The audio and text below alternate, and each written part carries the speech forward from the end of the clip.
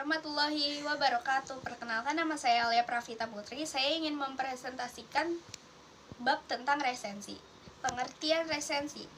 Pengertian resensi adalah suatu penilaian terhadap sebuah karya. Karya yang dimaksud di sini bisa berupa buku dan karya seni, film, dan drama lainnya. Yang kedua ada unsur-unsur resensi. Unsur-unsur resensi terdiri dari yang pertama judul. Judul semestinya harus mempunyai kesinambungan dengan isi resensi.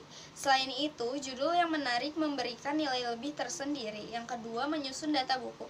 Menyusun data buku dapat dilakukan yang pertama judul buku, pengarang, penerbit, tahun terbit, beserta cetakannya, dimensi buku, dan yang terakhir harga buku. Yang ketiga, isi resensi buku.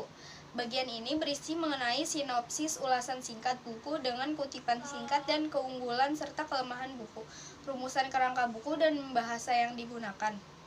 Yang keempat, penutup resensi buku. Pada bagian penutup biasanya berisi alasan kenapa buku tersebut ditulis dan kepada siapa buku tersebut ditunjukkan. Terus ada jenis-jenis resensi. Yang pertama, informatif. Di sini resensi disampaikan secara singkat dan umum dari keseluruhan isi buku. Yang kedua, deskriptif. Deskriptif yaitu resensi yang membahas secara detail pada setiap bagian atau babnya. Yang ketiga, kritis. Kritis yaitu resensi yang mengulas detail buku menggunakan metodologi ilmu pengetahuan tertentu. Isi resensi biasanya objektif dan kritis dalam menilai isi buku.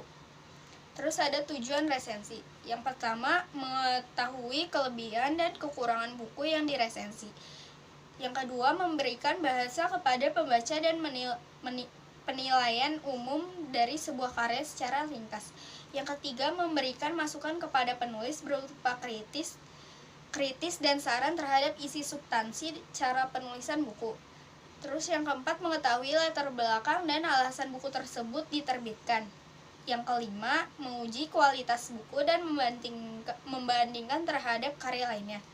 Terus ada manfaat resensi. Yang pertama, bahan pertimbangan. Memberikan gambaran kepada pembaca mengenai suatu karya, mempengaruhi mereka atas karya tersebut.